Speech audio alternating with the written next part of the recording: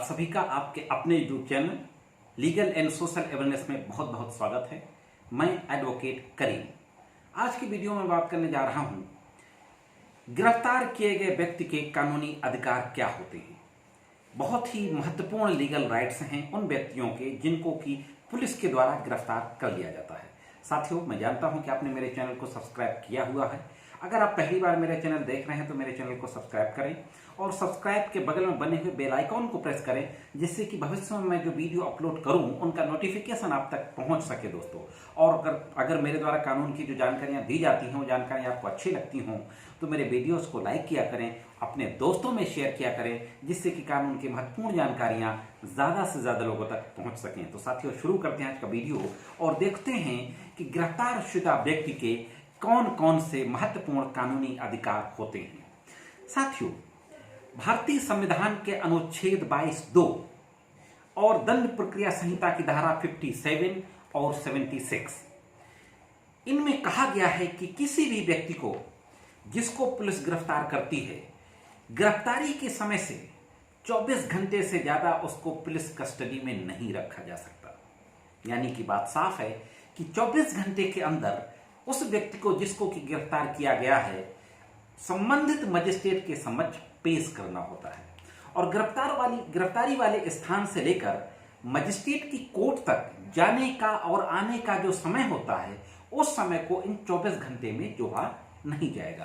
तो सबसे महत्वपूर्ण जो अधिकार है कि किसी भी व्यक्ति को जिसको अरेस्ट किया गया है उसको 24 घंटे से ज्यादा कस्टडी में डिटेन नहीं किया जा सकता।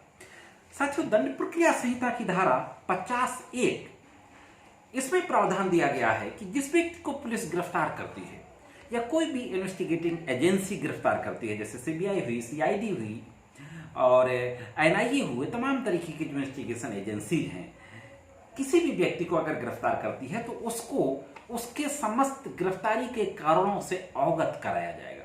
51 सीआरपीसी में ये बात कही गई है कि उसको क्यों गिरफ्तार किया गया है, किस अपराध के लिए गिरफ्तार किया गया है, उसके ऊपर चार्ज क्या लगा हुआ है, इन सारे बातों के बारे में उसको जानकारी दी जाएगी। अपराध के बारे में संपूर्ण जानकारी दी जाएगी जिसमें उसको गिरफ्तार किया गया है।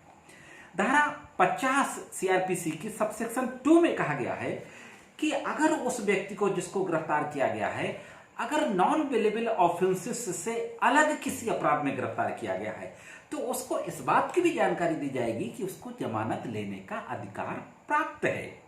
यानी पुलिस अधिकारी का यह कर्तव्य है कि जिस व्यक्ति को गिरफ्तार किया गया है उस व्यक्ति को यह बताए कि उसे इस अपराध में जमानत थाने से मिल सकती है या नहीं मिल सकती है।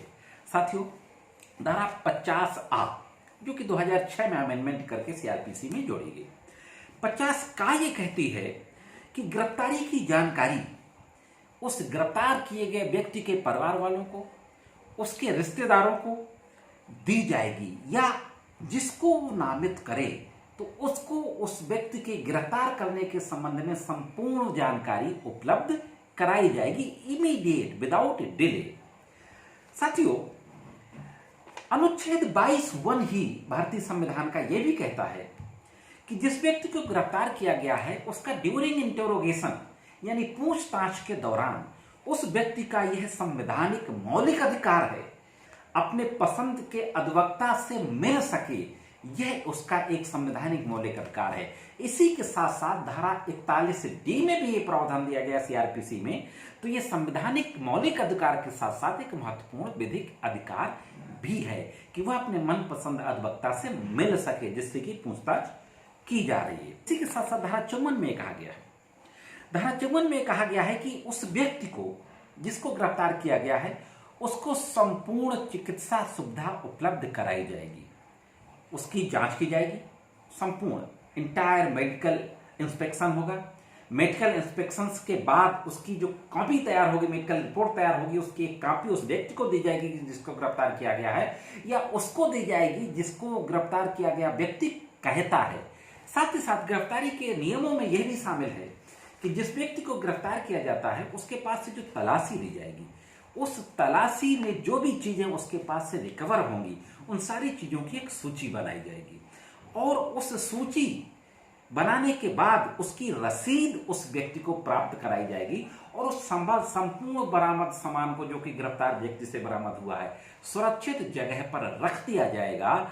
जब वह व्यक्ति छूट जाएगा जमानत पर तो उसको वो सारा सामान सूची के अनुसार उसका रिटर्न कर दिया जाएगा। हालांकि प्रैक्टिकल में ये नहीं होता है, लेकिन कानून यह कहता है। ये बहुत ही महत्वपूर्ण कानूनी अधिकार हैं दोस्तों। यह थे जिस व्यक्ति को गिरफ्तार किया जाता है उसके महत्वपूर्ण अधिकार। अब बात करते हैं कि गिरफ्तार व्यक्ति के अधिकारों के संबंध में सर्वोच्च न्यायालय के द्वारा 2-3 महत्वपूर्ण कुछ जजमेंट्स की चर्चा करते हैं, जिसमें कि कुछ महत्वपूर्ण बातें कही गई हैं। सबसे पहले जो जजमेंट्स है वो है डीके बसु बनाम पश्चिम बंगाल। साथियों, अगर आपका कभी किसी पुलिस स्टेशन में जाना हुआ है तो आपने देखा होगा कि हर पुलिस स्टेशन में एक बोर्ड लगा हुआ है। उस बोर्ड में तमाम व्यक्तियों के अधिकारों के बारे में लिखा है कि मानव अधिकारों का पालन किया जाएगा, प्रताड़ित नहीं किया जाएगा, थर्ड डिग्री का इस्तेमाल नहीं किया जाएगा, गिरफ्तार व्यक्ति के ये अधिकार होते हैं, ये तमाम बातें लिखी हुई हैं। ये इस डीके बासु के जजमेंट्स के बाद ही जब सुप्रीम कोर्ट द्वारा ये डायरेक्शन दिया गया तो थानों में इस तरीके की व्यवस्था की गई। तो डीके बासु में एक और महत्वपूर्ण बात ये कही गई थी कि गिरफ्तार व्यक्ति के जो भी कानूनी अधिकार होते हैं, कानूनी अधिकारों के बारे में उस व्यक्ति को जानकारी देना यह पुलिस की ड्यूटी है। दोस्तों, इसी के साथ साथ शीला बरसे बना महाराष्ट्र राज्य, इस केस में कहा गया था कि पुलिस का एक कर्तव्य है कि वह उस व्यक्ति को जो कि वो आर्थिक रूप से कमजोर है, लीगल एड कमेटियां जो होती हैं उनको सूचित करे और उनको बताए कि ये गिरफ्तार शुदा व्यक्ति है जो कि कानूनी परामर्श चाहता है। इसके बाद प्रेमचंद शुक्ला बनाम दिल्ली प्रशासन का केस हुआ 1980 में, जो AIR 1980 के सुप्रीम कोर्ट जनरल के पेज नंबर 1535 में पब्लिश भी हुआ है। इसमें यह कहा गया कि प्रत्येक व्यक्ति को हथकड़ी नहीं लगानी चाहिए। न्यायालय से जेल से न्यायालय ले जाने में जो हथकड़ी लगाकर लाते हैं उसको नहीं ले जाना चाहिए। कैटेगराइज करना चाहिए, देखना चाहिए कि इसका कंडक्ट कैसा है, इसका आचरण व्यवहार कैसा है, उस हिसाब से कैटेगराइज करके कैदियों को हथकड़ी लगाई जा सकती है जो कि ज्यादा खतरनाक है, जिसके भागने की उम्मीदें ज्यादा हैं। जनरल सबको हथकड़ी नहीं लगाई जाएगी, प्रेमचंद शुक्ला के केस में सर्वोच्च न्यायालय ने कहा। दूसरा, श्रीमती सेल्वी बनाम स्टेट ऑफ कर्नाटका के केस में AIR में ये भी पब्लिश हुआ है 1974 पेज नंबर पे सुप्रीम कोर्ट में। इसमें कहा गया कि किसी भी व्यक्ति का जनरल हम देखते हैं कि पॉलीग्राफ टेस्ट होता है, ब्रेन मैपिंग टेस्ट होता है, इस तरीके का जो नार्को टेस्ट होता है, इस तरीके का कोई भी पॉलीग्राफ, नार्को टेस्ट या ब्रेन फिंगर टेस्ट नहीं कराया जाएगा। यह कराना संविधान के अनुच्छेद 20(3) और संविधान के अनुच्छेद 21 जिसमें कि राइट टू प्राइवेसी शामिल है, उन अधिकारों का हनन है। यानी किसी व्यक्ति का नार्को टेस्ट कराना संविधान में दिए गए मौलिक अधिकार, निजता के अधिकार का कानूनी हनन है। और ये जो धारा है CRPC की धारा 53A, धारा 54, उसमें भी ये चीजें नहीं आती हैं। हाँ, अगर वह व्यक्ति मजिस्ट्रेट के समक्ष लिखित में परमिशन देता है कि मैं नार्को टेस्ट कराने को तैयार हूं, तो उस व्यक्ति का नार्को टेस्ट कराया जा सकता है मजिस्ट्रेट के समक्ष लिखित परमिशन लेने के बाद। तो ये थे दोस्तों 3-4 महत्वपूर्ण केस ला जो कि सर्वोच्च न्यायालय ने गिरफ्तार व्यक्तियों के अधिकारों के संबंध में महत्वपूर्ण बातें कही, और कानून में जो महत्वपूर्ण अधिकार दिए गए हैं गिरफ्तार किए गए व्यक्ति को, उनके बारे में मैंने आपको इस वीडियो में बताया। इस वीडियो में दोस्तों इतना ही। फिर मिलते हैं किसी अन्य वीडियो में कानून की कुछ अन्य जानकारियों के साथ। वीडियो में दी गई जानकारी कैसे लगी आप कमेंट्स करके मुझे जरूर बताएं और अपनी राय दें, और कमेंट्स करके दोस्तों मुझे सुझाव जरूर देते रहें और ये भी बताते रहें कि मैं किन किन टॉपिक्स पे आगे वीडियोस बनाऊं। और अगर आपका कोई सवाल है तो आप सवाल जरूर पूछें, मैं कोशिश करूंगा आपके सवालों का जवाब देने के लिए। दोस्तों, मेरे वीडियो को देखने के लिए बहुत बहुत धन्यवाद।